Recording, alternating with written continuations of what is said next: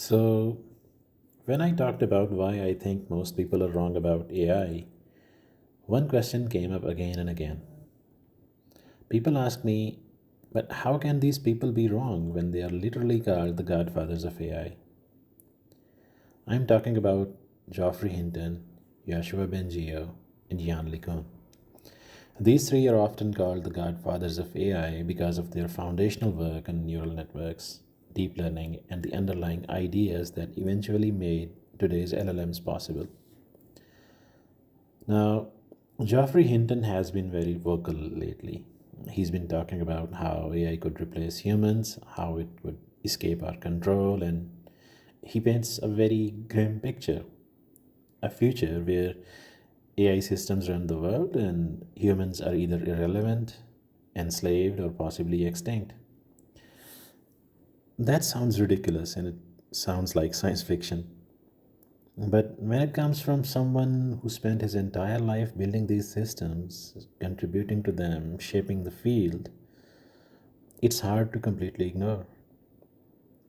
Joshua Bengio is an interesting case. I remember watching one of his interviews around 10 years ago where he dismissed these kinds of claims entirely. And he said that this technology could not take over the world. He clearly called it science fiction. But today he's signing petitions to slow down or stop AI development. So definitely something changed. And then there is Yann LeCun, who's currently at Meta. He openly dismisses these fears and directly disagrees with his colleagues. He argues that current LLMs are not even as intelligent as a cat and that we can never achieve AGI because based on the current AI architecture. And honestly, that's the camp I personally find myself closer to. But that raises a bigger question. How can all three of these people be right at the same time? How is it that the three godfathers of AI have such drastically different views on where this technology is going? Doesn't that automatically mean that one or maybe two of them are wrong? Another question is about Geoffrey Hinton specifically. He says he left Google because he wanted to warn the world about the dangers of AI, and that while he was at Google, he felt constrained and unable to speak freely. So he left for the quote unquote betterment of humanity and started publicly warning people about the risks of this technology. So let me say this. He spent his entire life building these systems, and according to him, he only realized a few years ago that this technology could have such catastrophic consequences.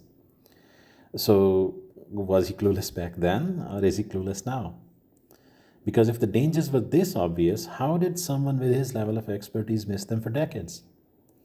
He says he's speaking out to help people and to help shape a safer world, but is that actually what's happening because of his statements?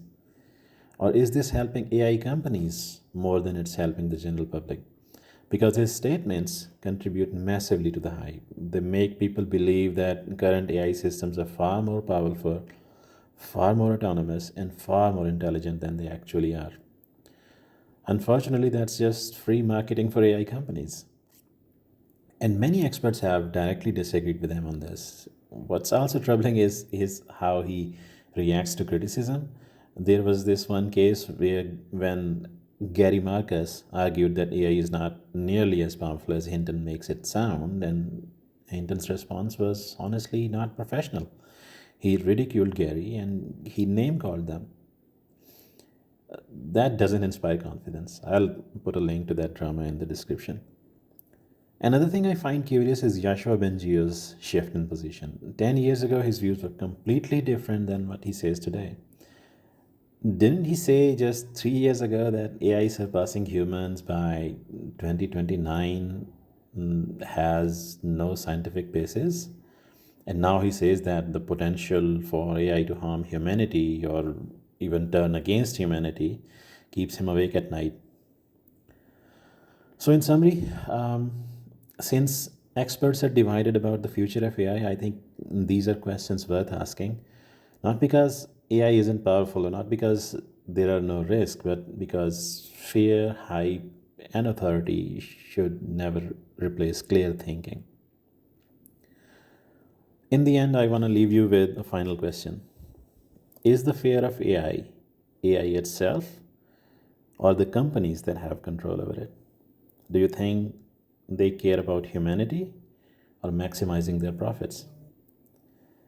The real danger of AI isn't the technology itself, it's choosing profit over people. And you don't need to be a software engineer to see that.